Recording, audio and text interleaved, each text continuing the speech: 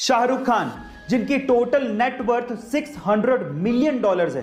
क्या आपको पता है कि शाहरुख खान की पहली कमाई कितनी थी और उन्होंने उस कमाई का क्या किया?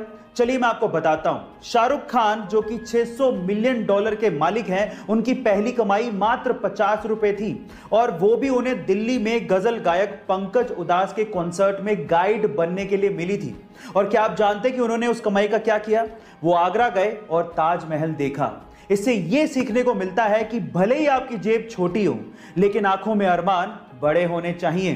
गाइस, आपको ये सुन के कैसा लगा? चैट सेक्शन में जरूर लिखेगा। ये बात है सन 1990 की, जब दिल्ली के एक व्यक्ति ने एमआरएफ कंपनी के 20,000 शेयर्स खरीदे। तब एमआरएफ कंपनी के एक शेयर की कीमत लगभग 10 रुपए थी, यानी कि लगभग 2 लाख रुपए उस व्यक्ति ने एमआरएफ कंपनी में इन्वेस्ट कर दिए थे।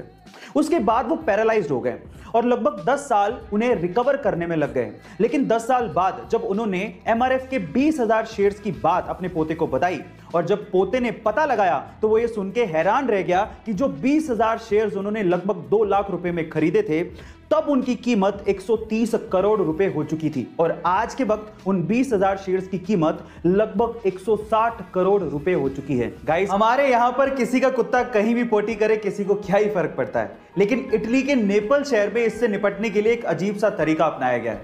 वहां पर हर एक कुत्ते का डीएनए टेस्ट करवाया जा रहा है और वो भी मालिक के नाम और एड्रेस के साथ। अब अगर कहीं इटली के नेपल शहर में कुत्ते की पोटी पाई गई तो उसका डीएनए टेस्ट होगा, फिर उसके बाद कुत्ते की पहचान की जाएगी और उसके बाद मालिक को भेजा जाएगा जुर्माना, और वो जुर्माना 45,000 रुपए तक भी हो सकता है। गाइस, क्या आपको भी ये लगता है कि इंडिया में साफ सफाई के लिए ऐसा कुछ रूल होना चाहिए? चैट सेक्शन में जरूर लिखेगा। आजकल लोगों को मोमोज बहुत पसंद है।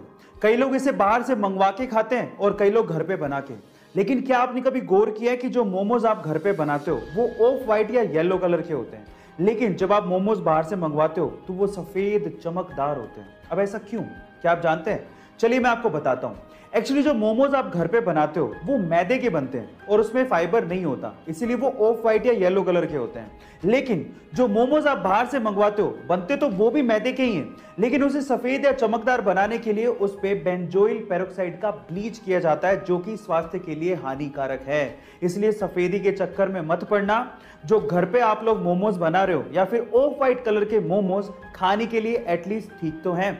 गाइस, क्या आपको पता है कि YouTube को इनिशियली डेटिंग साइट के तौर पे इंट्रोड्यूस किया गया था? जी हां गाइस, आप ठीक सुन रहे हैं। 14 फरवरी 2005 को, यानी कि वैलेंटाइंस डे के दिन youtube.com डोमेन को रजिस्टर किया गया था, जिसका मकसद ये था कि लोग यहां पर आके वीडियोस बनाएं, अपने आप को इंट्रोड्यूस करें, अपने पार्टनर की चॉइसेस बताएं और फिर अपने चॉइस के पार्टनर के साथ डेट पर जाएं। लेकिन ये कॉन्सेप्ट चल नहीं पाया। इनफैक्ट एक लेडी को $20 देने के बावजूद भी उसने वीडियो अपलोड ही नहीं की।